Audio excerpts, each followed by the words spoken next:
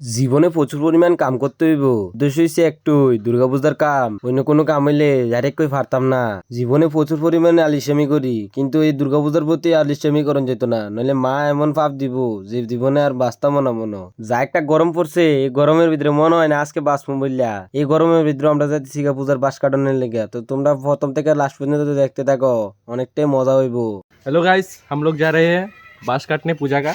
अब इसके बाद सानू बोलेगा ये है हमारा मक्का।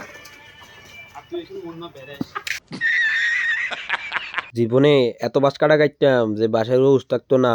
বাস আজ একদম পুরো ফালা ফালা করলাম, মাথা একদম স্টিল লাইন হয়ে যা। তো ওই সবাই মজি দিয়া ভাগ তাহলে একটা কথা কইয়ে লাইতেছি, তোমরা আবার খারাপ সারাপ পাইও না। তোমরা কিন্তু ভিডিও একটু সাপোর্ট করতেছো না ভাই, একটু সাপোর্টের দরকার। সবাই একটু ভিডিওটি সাপোর্ট করে দিও, লাইক কমেন্ট অবশ্যই কইরো, কারণ ভাই তোমরা লাগে প্রচুর পরিমাণে পরিশ্রম করতেছি। তো তোমরাও একটু সাধারণ একটু লাইক কমেন্ট করবা, এটাতে তোমরা কিছু আসতে যেত না। সবাই একটু সাপোর্টে আমি অনেকটা আগাইতে পারবো আশা করি। তোমরা লগে কথা কইতে কইতে এইটা দিয়ে বাস লুটের টাইম হয়ে গেছে গা।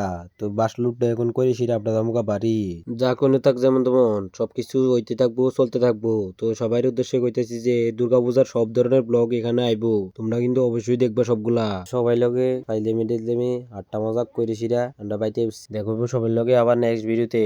এতক্ষণের জন্য সবাই ভালো থাকবা, সুস্থ থাকবা। জয় হিন্দ, জয় ভারত।